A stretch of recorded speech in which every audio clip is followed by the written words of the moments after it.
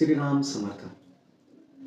ज्या लोकांना 5/14/23 तारखेला ज्यांचा जन्म झालेला आहे, मुलांक येतो 5 आणि लोकांचा भाग्यांक देखील 5 आहे. अशा लोकांसाठी 2026 वर्ष कसं असणार आहे पाहूयात आपण थोडक्यामध्ये.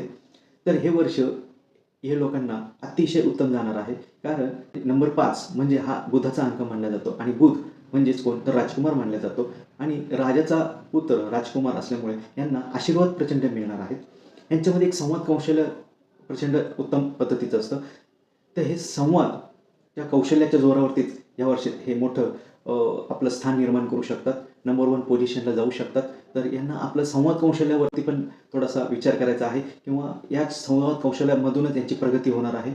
एक आत्मविश्वासाने तुम्ही लोकांसमोर याल तर तुमची शैक्षणिक, आर्थिक, कौटुंबिक, सामाजिक प्रतिष्ठा सुधारणार आहे. ती स्थिर स्थावर होणार पण आहे.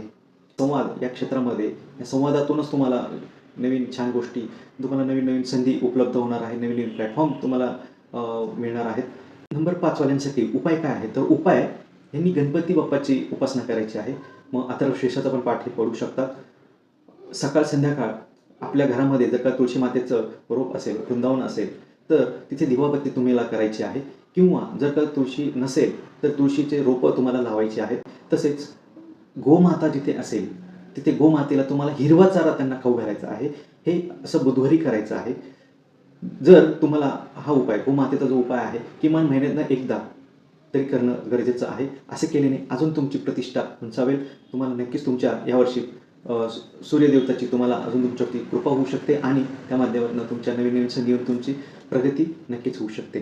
तर भेटूयात नवीन माहितीसह पुढच्या भागामध्ये. तोपर्यंत श्रीराम समर्थ.